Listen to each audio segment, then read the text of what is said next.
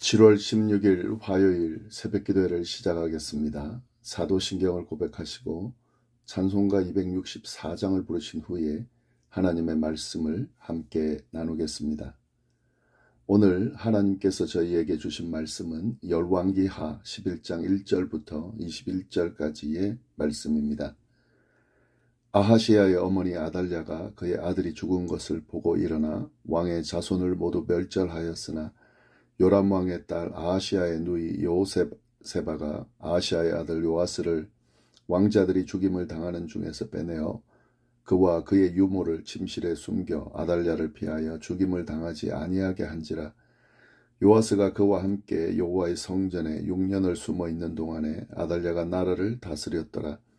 7째 해에 여호야다가 사람을 보내 가리 사람의 백부장들과 호위병의 백부장들을 불러 데리고 여호와의 성전으로 들어가서 그들과 언약을 맺고 그들에게 여호와의 성전에서 맹세하게 한 후에 왕자를 그들에게 보이고 명령하여 이르되 너희가 행할 것이 이러하니 안식일에 들어온 너희 중 3분의 1은 왕궁을 주의하여 지키고 3분의 1은 수르문에 있고 3분의 1은 호위대 뒤에 있는 문에 있어서 이와 같이 왕궁을 주의하여 지키고 안식일에 나가는 너희 중 2대는 여호와의 성전을 주의하여 지켜 왕을 호위하되 너희는 각각 손에 무기를 잡고 왕을 호위하여 너희 대열을 침범하는 모든 자는 죽이고 왕이 출입할 때에 시위할지니라 하니 백부장들이 이에 제사장 여호야다의 모든 명령대로 행하여 각기 관할하는 바 안식일에 들어오는 자와 안식일에 나가는 자를 거느리고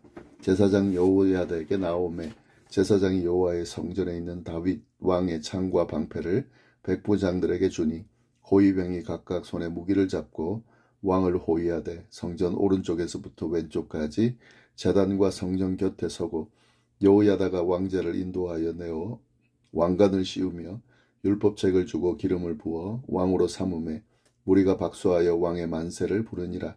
아달랴가 호위병과 백성의 소리를 듣고 여호와의 성전에 들어가 백성에게 이르러 봄에 왕이 규례대로 단위에 섰고 장관들과 나팔수가 왕의 곁에 모셔섰으며 온 백성이 즐거워하여 나팔을 부는지라.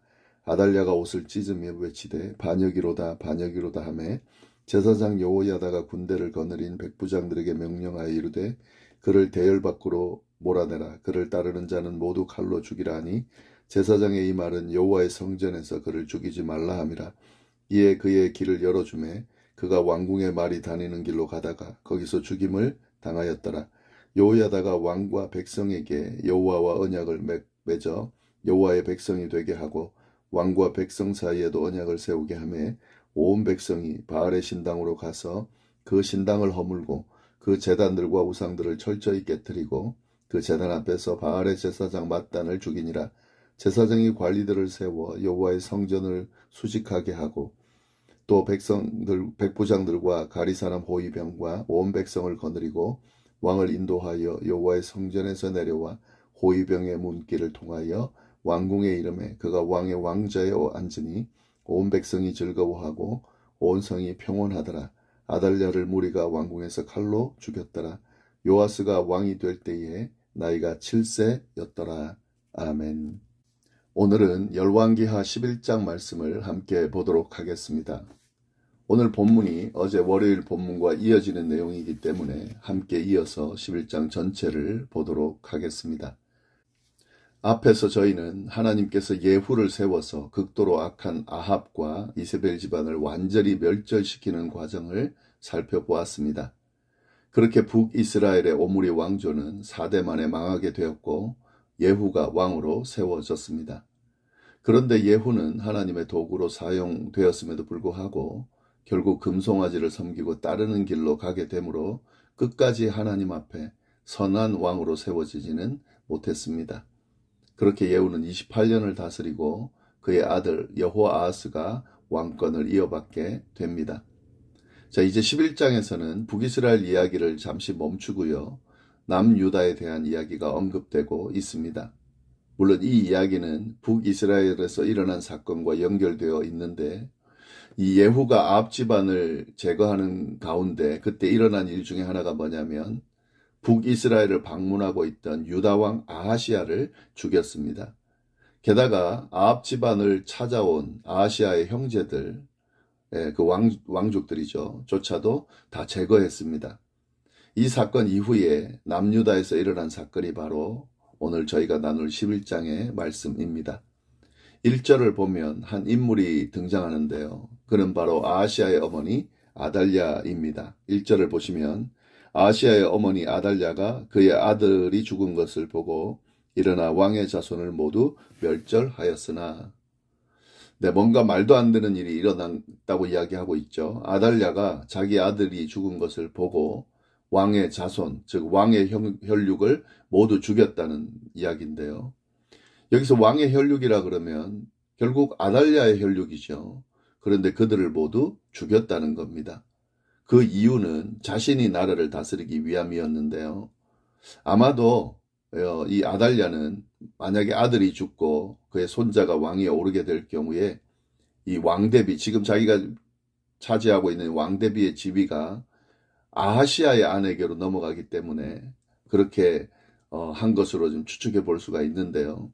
어찌되었든 이 상식을 넘어서는 아주 악독한 일을 아달랴가 벌였다는 내용이 지금 언급되고 있는 거죠. 이 아달랴가 누군지를 알 필요가 있는데요. 이 아달랴는 아합의 딸입니다. 그녀가 정략 결혼을 해가지고 남유다의 왕후가 된 겁니다. 이 아합의 딸이라는 것은 이세벨의 딸이라는 이야기가 되죠. 물론 성경에 그 부분이 언급되고 있지는 않지만 이 아달랴는 이세벨과 같은 아주 악독한 여인이었습니다. 그의 어머니의 영향을 받았다라고밖에 볼 수 없는 그런 모습을 보여주는데요. 이 이세벨을 통해서 북이스라엘의 바알 숭배가 들어왔죠. 그리고 우상을 숭배하는 그런 나라가 됐죠. 마찬가지입니다. 이 아달랴를 통해서 남유다에도 바알 숭배가 들어가고 퍼지기 시작했습니다. 그녀는 이 자신의 혈육이라도 죽여서 자신의 권력을 유지하려는 아주 비정하고 욕심이 많은 그런 여인이었습니다. 어쩌면 이세벨보다 더 좀 잔혹하다라고 그렇게 생각이 좀 들기도 하는데요. 이렇게 아달랴는 자신의 아들의 혈육을 죽이고 남유다를 다스리게 됐습니다. 그런데 오늘 본문을 보면은 그때 이 아달랴가 그 자신의 아들의 혈육들을 죽일 때에 일어난 일을 하나 언급하고 있는데요. 그 내용이 뭐냐면 여호세바라고 하는 여인이 있습니다. 이 누구냐면 아하시야의 누이고요. 그 요람 왕의 딸이었습니다. 그러니까 아하시야의 아버지 요람 왕의 딸이었습니다. 아하시야의 누이였던 여호세바가 있는데 이 여호세바가 아하시야의 아들들을 막 죽이고 있을 때에 그때 그 중에 하나인 요아스를 빼내가지고요. 유모와 함께 침실에 숨겨서 그들을 살려줍니다. 그리고 여호와의 성전에 데려다가 숨기고 6년 동안 숨어 지내면서 목숨을 유지하도록 그렇게 진행합니다. 그렇게 6년의 세월이 지나고요. 7년이 되던 해에 그때 또 어떤 일이 일어나냐면 성전을 책임지던 제사장 여호야다가 숨어있던 요아스를 왕으로 세우는 그런 계획을 짜고 실행하기 시작합니다. 아마 이 7년째 시작한 이유는 갓난아기였던 요아스가 그래도 어느 정도 왕으로 세울 수 있는 그런 나이가 됐기 때문에 그때 진행한 것으로 보이는데 이 여호야다는 아주 치밀하게 계획을 세워서 그래서 이 요아스를 왕으로 세우는 그 계획을 진행하는데 크게 세 가지로 우리가 볼 수가 있습니다. 첫 번째 내용은 이 군사들을 모아서 그들의 충성의 맹세를 받는 거예요. 그리고 두 번째는 이 열왕기에는 등장하지 않지만 동일한 내용이 있는 역대기를 보면 전국에 있는 레위 사람과 족장들을 예루살렘에 모읍니다. 그리고 충성의 맹세를 받습니다. 이 제사장 여호야다가 이렇게 군사들도 모으고 전국의 레위 사람과 족장들도 모으고 그래서 그들에게 충성의 맹세를 받는 일들을 진행했다는 건데 이런 일들이 가능할 수 있었던 이유는 지금 이 아달랴가 왕의 위치에 올라가서 나라를 다스리고 있지만 지금 군사적 종교적 지지를 전혀 받지 못하고 있다는 걸 이제 보여주는 거죠. 결국 여호야다가 제사장 여호야다가 더 종교적 군사적 지도력을 인정받고 있다는 것을 지금 보여주는 겁니다. 그래서 이 여호야다가 지금 이 일을 진행을 하는 거예요. 네, 그래서 이제 세 번째 계획, 실질적으로 이제 아달랴를 몰아내고 요아스를 왕으로 세우는 그 일을 진행하게 되는데, 이 여호야다는 군사를 셋으로 나누어서 아주 전략적으로 배치를 했습니다. 예, 그래서 이제 군사들로 하여금 먼저는 왕궁을 포위해서 아달랴를 도망가지 못하게 하고, 그리고 나머지 군사들로 하여금 왕으로 세워질 요아스를 보호하는 그런 아주 치밀한 그런 계획들을 세워서 진행을 하는데요. 결국에는 이 여호야다는 이 아버지 아하시야를 이어서 요아스가 왕으로 세워지는 계획을 결국에 진행하게 되는데, 예, 그 성전 안에서 여호야다가 요아스에게 왕관을 씌우고요. 그리고 율법책을 주고 기름을 부어서 그를 왕으로 세웁니다.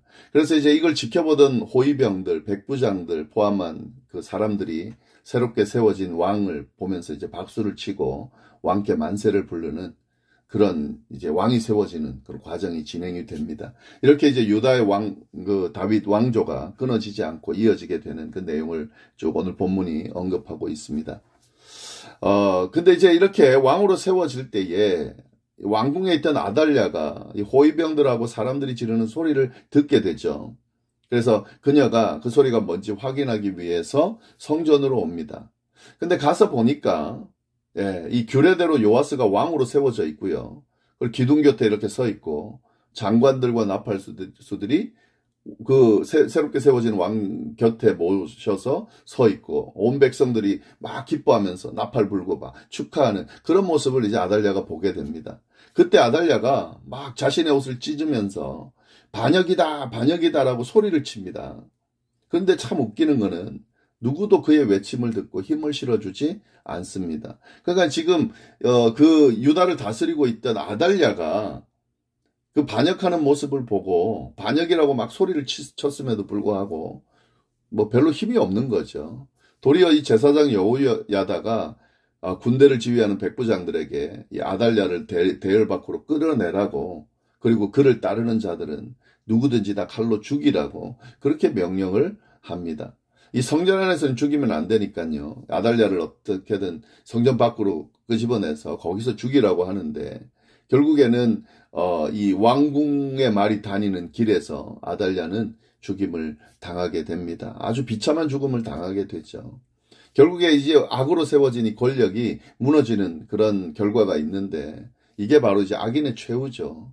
악인이 잘 되는 것 같지만 그렇지 않다는 것을 잘 보여주고 있습니다. 악은 반드시 무너지게 되어 있고 악인은 그에 따른 심판을 받게 되어 있다는 것을 오늘 본문이 잘 보여주고 있는 거죠. 이렇게 아달랴는 제거되고 요아스가 왕이 되는데요. 이 과정에서 보면 이 여호야다가 새롭게 왕을 세우는 이 과정을 통해서 단호하게 나라를 바로 개혁하는, 바로 잡는 그런 일들도 쭉 진행합니다.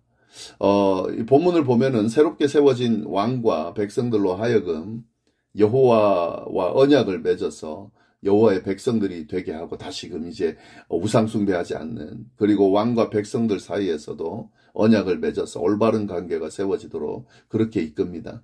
그리고 이 모든 백성들로 하여금 이 지금 바알 신전을 다 어떻게든 제거하라고 지금 이야기를 하는데요.